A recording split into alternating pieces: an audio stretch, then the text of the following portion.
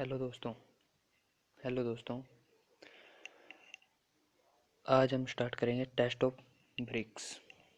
हमने ब्रिक की मैन्युफैक्चरिंग पढ़ ली थी, क्ले के बारे में पढ़ लिया था।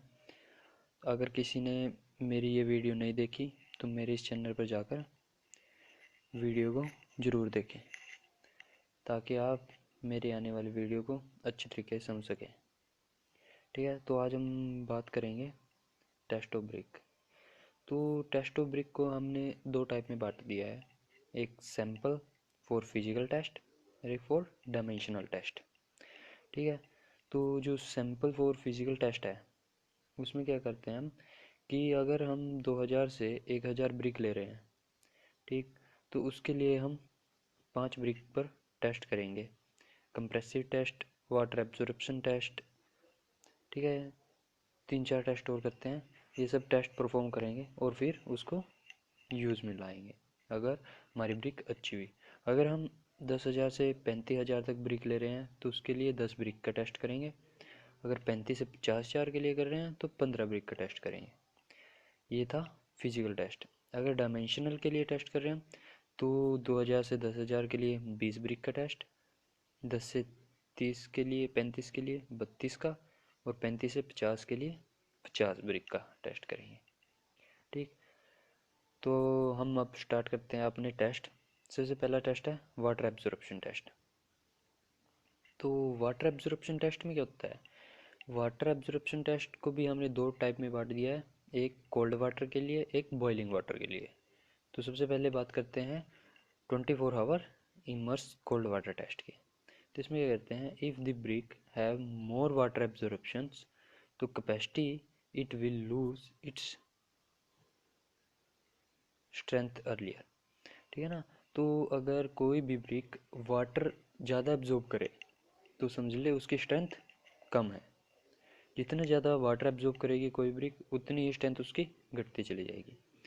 उसके बाद आता है this test is conducted in clean water at 27 plus minus 2 degree Celsius, 27 plus minus 2 degree Celsius पे। ठीक है, क्लीन वाटर के लिए हम ये टेस्ट करते हैं। अब आती है कि 5 आवर्स बॉइलिंग वाटर टेस्ट, मतलब कि 5 घंटे हम अपने सैंपल को बॉयल वाटर में रखते हैं। तो the immersed specimen should be boiled for 5 hours.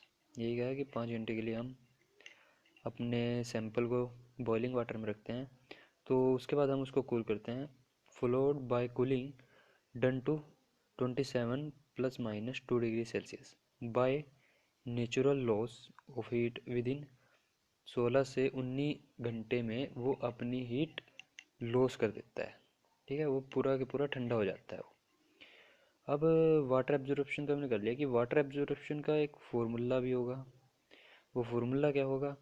Water absorption in percentage is equal to weight of water absorb, जितना वाटर एब्जॉर्ब किया, बाय में weight of brick before testing multiply 100% के लिए। वेट ऑफ वाटर एब्जॉर्ब कैसे निकाल लेंगे? जो हमारे पास इनिशियल वेट होगा W1 माइनस जो वेट बाद में आएगा W2, तो उससे हमारे पास लिख जाएगा वेट ऑफ वाटर एब्जॉर्ब। ठीक है, दूसरा टेस्ट आता है कंप्रेशन स्ट्रेंथ टेस्ट। इसमें क्या करते हैं कि लोड अप्लाई करते हैं 14 न्यूटन पर mm² का पर मिनट, जब तक वो फेल ना हो जाए तब तक। ठीक है, फिर क्या काम करते हैं, फिर हम ये फार्मूला होता है जिससे मैक्सिमम लोड जिस पे वो फेल हुआ, ठीक है, और area of brick taking compressive strength, zone से एरिया ने कंप्रेसिव स्ट्रेंथ ली बाय में वो, और जो मिनिमम कंप्रेसिव स्ट्रेंथ होती है वो कितनी होनी चाहिए? 3.5 न्यूटन पर mm²।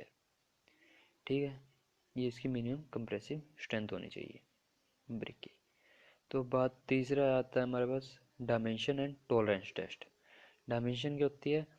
हम डायमेंशन लेते हैं तो उसमें हम 20 ब्रिक्स लेते हैं, 20 ब्रिक की डायमेंशन देखते हैं भाई सबकी डायमेंशन एक जैसी है, या एक दो ब्रिक की तो चल जाती है थोड़ी बहुत अलग, लेकिन 90% ब्रिक की डायमेंशन सेम होनी चाहिए। ठीक है, तो 20 ब्रिक लेके हम ये डायमेंशन टेस्ट करते हैं।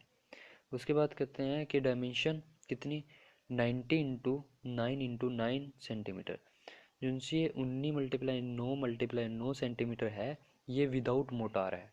मोटार क्या है कि वो मिक्सचर होता है वाटर, सीमेंट और सैंड। सैंड मतलब रेता, इन तीनों का मिक्सचर होता है वो, ठीक है। उसके बिना ये साइज होता है ईंट का। अगर हम मोटार के साथ ईंट के साइज की बात करें, ब्रिक की साइज की बात करें, वो होता है 20 × 10 × 10 सेंटीमीटर। तो यहाँ सिर्फ 1 1 सेंटीमीटर इंक्रीज हो जाएगा सब में, ठीक है। तो अब बात आती है एफ्लोरेसेंस टेस्ट, चौथा टेस्ट जो हमारे पास है, फोर्थ नंबर। एफ्लोरेसेंस टेस्ट हमने बात की थी कि जो वाइटी वाइटी आ जाती है, ठीक है, हमारे द्वार पर जो सिल्लन कहते हैं हम जिसको, ठीक है, उसके लिए टेस्ट करेंगे। तो वो किसकी वजह से आती है? एल्कलाइन की वजह से। तो this test perform for known percentage of alkaline, ठीक है, एल्कलाइन की परसेंटेज फाइंड आउट करते हैं। तो brick are keeped 150 mm disc में डाल देते हैं, कंटेन 25 mm डेप्थ पे उसको वाटर डालते हैं, और डिस्क में 25 mm तक वाटर डालते हैं, ठीक है। उसके बाद कहते हैं टिल एंटायर वाटर एब्जॉर्ब और इवेपोरेट। तो उसके बाद जो हमारे पास ब्रिक होती है वो सारा वाटर एब्जॉर्ब कर लेती है या इवेपोरेट हो जाता है।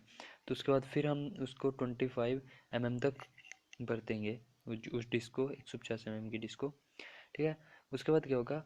उसके बाद एफ्लोरेसेंस आना स्टार्ट हो जाएगा, इस क्लासिफाइड इन परसेंटेज में, ठीक है। फिर हम उसको क्लासिफाइड कर सकते हैं। और of efflorescence are efflorescence area on dry brick.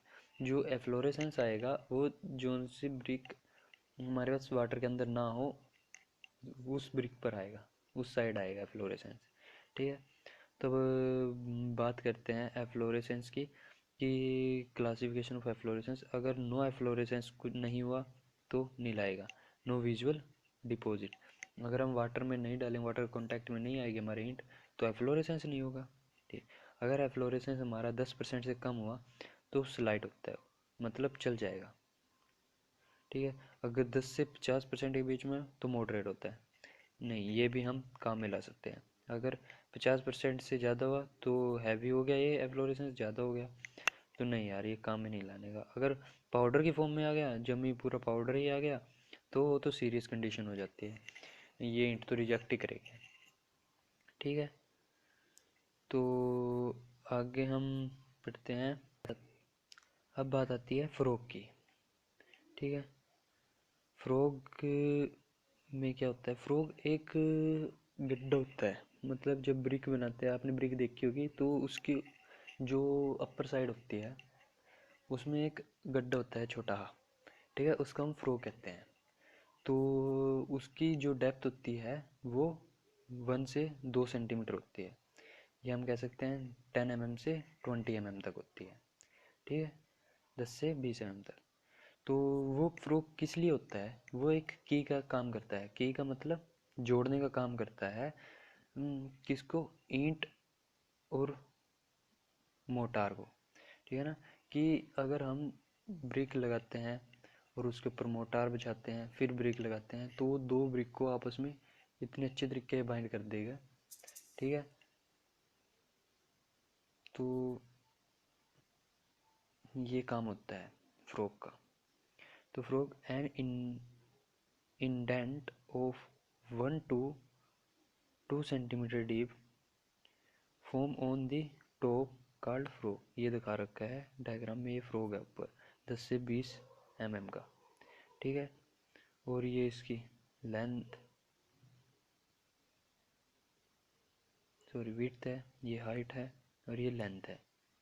और ये फ्रॉग लेंथ वाइज 100 mm का होता है, मतलब कि 10 सेंटीमीटर, और विड्थ वाइज 4 सेंटीमीटर का होता है, या 40 mm का। तो ये साइज ऑफ फ्रॉग दे रखा है यहाँ 10 × 4 × 1 सेंटीमीटर, ये सेंटीमीटर में, यहाँ में दिया हुआ है डायग्राम में, ठीक है। तो इस provide for 9 centimetre high brick. अगर उसकी हाइट ये जहाँ 90 दे रखे हैं अगर 9 सेंटीमीटर हुई, मतलब ये में है, इसको हम सेंटीमीटर में बोलेंगे तो 9 सेंटीमीटर बोलेंगे, ठीक है। अगर 9 सेंटीमीटर में हुई तब फ्रॉग हम इतना देंगे। अगर जो है 4 सेंटीमीटर की ये हाइट हुई तो उसमें फ्रॉग नहीं देंगे। तो लिख रखा है it not provide in 4 centimetre height brick and extrude brick with frog. ठीक है, अब बात करते हैं the purpose of providing frog is the form a key for binding holding या binding the mortar therefore the bond is strong bond के लिए। अब बात आती है टाइप ऑफ ब्रिक। तो ब्रिक नंबर 1 सॉलिड ब्रिक होगी। सॉलिड ब्रिक कौन सी होगी? जिसमें frog not exceed 20% of the total volume of brick, की जो फ्रॉग है उसका साइज 20 mm से 20% से ज़्यादा ना हो। किसके किसके 20% से? टोटल वॉल्यूम ऑफ ब्रिक के 20% से। ठीक है, मतलब टोटल वॉल्यूम निकालेंगे हम ब्रिक का, length into breadth into height, और उसका 20% निकाल के हम फिर देखेंगे कि फ्रॉग निकाल लेंगे कि वो 20% से ज़्यादा है या नहीं है। ठीक है, अगर स्मॉल होल हुए, ये ऐसे ये दिखा रखा है स्मॉल होल हुए ब्रिक में ऊपरली साइड, तो वो 25% से ज़्यादा ना हो उसके वॉल्यूम से। ठीक है, दूसरी बात आती है परफोरेट ब्रिक। तो इसमें क्या होता है, हैविंग स्मॉल होल्स में भी 25% से ज़्यादा हो सकते हैं स्मॉल होल।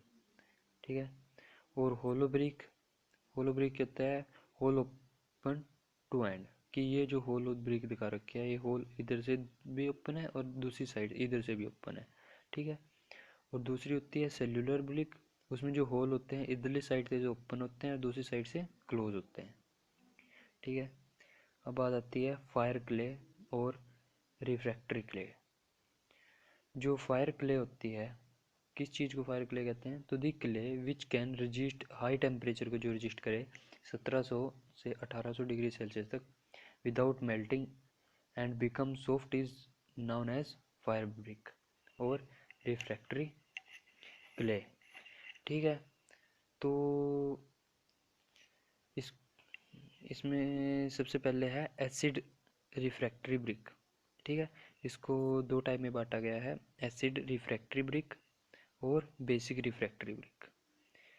ठीक है, या एसिड फायर ब्रिक भी कह सकते हैं और basic fire brick.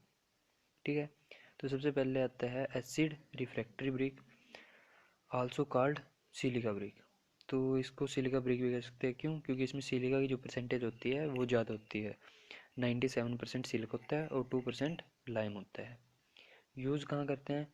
Lining furnace, steel industrial, coke oven etcetera having silica and acid slow. तो can not be use rapid temperature change that is cool and heat. तो हम वहाँ इसको यूज़ नहीं करते जहाँ टेम्परेचर जल्दी ही चेंज होता हो, कि कभी गर्मी है कभी ठंड है। ठीक है, तो और सिलिका का प्रयोग स्टील इंडस्ट्री वगैरह में क्यों करते हैं? क्योंकि ये रजिस्ट करती है मॉइस्चर के अटैक को। ठीक है, मैंने बात करी थी सिलिका की शुरू में ही, क्ले की जब बात कर रहे थे तो वहाँ मैंने बताया था कि मॉइस्चर कॉन्टैक्ट को वो से अफेक्ट होने से बचाती है, और क्या करती है, जो इसका शेप और साइज है उसको प्रॉपर मेंटेन करके रखती है, बनाए रखती है। ठीक है,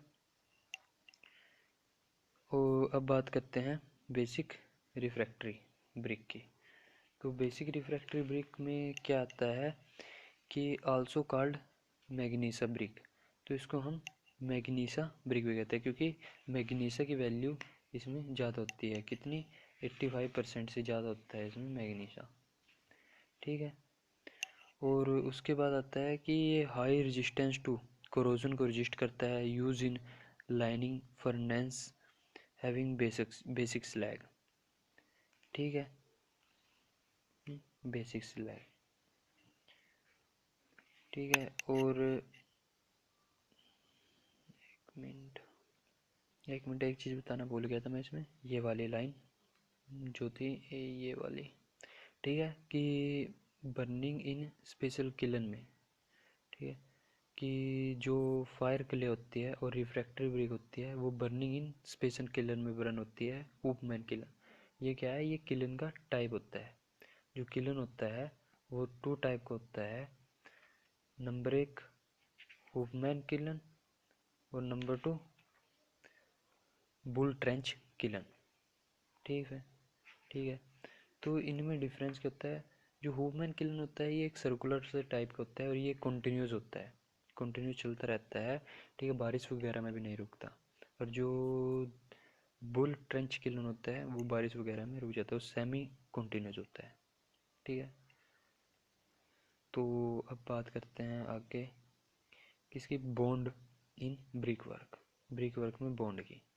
तो bond, English bond is stronger then Flemish bond. ठीक है, फॉर वॉल थिकनेस जब लेस देन हो 1/1/2 ब्रिक से, मतलब कि 1.5 ब्रिक से अगर कम थिकनेस हुई तो फ्लेमिश बॉन्ड अच्छा होगा, सॉरी इंग्लिश बॉन्ड अच्छा होगा फ्लेमिश बॉन्ड से। ठीक है, तो इसमें सबसे पहले बात करते हैं स्ट्रेचर बॉन्ड की। स्ट्रेचर बॉन्ड क्या होता है, ये दिखा रखा है इधर। स्ट्रेचर बॉन्ड कि जब हम उसको लेंथ वाइज लगाते हैं तो उसको स्ट्रेचर बॉन्ड कहते हैं। ठीक है, कि जो लेंथ वाइज लगाते हैं वो होता है स्ट्रेचर। ठीक है, और जो विड्थ वाइज लगाते हैं उसको हम क्या कहते हैं, हेडर। ये हेडर। तो जो लेंथ वाइज होती है, तो हमने कहा था कि मोटार के साथ जो लेंथ होती है, ठीक है, वो 20 सेंटीमीटर होती है और 10 सेंटीमीटर उसकी विड्थ होती है। ठीक है, तो अगर हम वॉल की थिकनेस की बात करेंगे तो वो 10 सेंटीमीटर होगी। कि अगर स्ट्रक्चर लेंथ वाइज लगाएंगे तो उसको अगर उसकी जो अगर थिकनेस देखेंगे तो 10 सेंटीमीटर होगी। अगर हम हेडर अगर फ्रंट से देखते हैं तो हेडर जो वॉल होगी उसकी थिकनेस 20 सेंटीमीटर होगी। ठीक है, इंग्लिश बॉन्ड और बात आती है फ्लेमिश बॉन्ड की। इंग्लिश बॉन्ड कौन सा होता है कि एक जो लाइन होगी वो हेडर की, नेक्स्ट लाइन होगी स्ट्रेचर की। तो ऐसे ही हेडर स्ट्रेचर की लाइन चलती रहती है, उसको इंग्लिश बॉन्ड कहते हैं। Same appearance on the both faces when even multiple of the half brick wall. ठीक है, तो stretcher on one face and header on another face. ठीक, उसके बाद आता है when odd multiple of half brick wall. ठीक है, ओड मल्टीपल होता है header stretcher header stretcher header stretcher. उसके बाद आता है फ्लेमिश बॉन्ड। फ्लेमिश बॉन्ड कौन सा होता है कि एक हेडर दूसरी स्ट्रेचर, फिर हेडर फिर स्ट्रेचर, ये एक लाइन में चलती रहती है, हेडर स्ट्रेचर होता है फ्लेमिश बॉन्ड।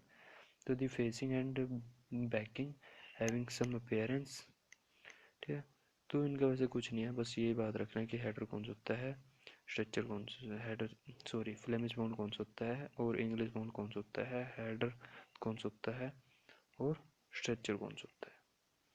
सो आज हमारा ब्रिक ख़त्म हो गया, तो अगले लेक्चर में हम लाइम स्टार्ट करेंगे।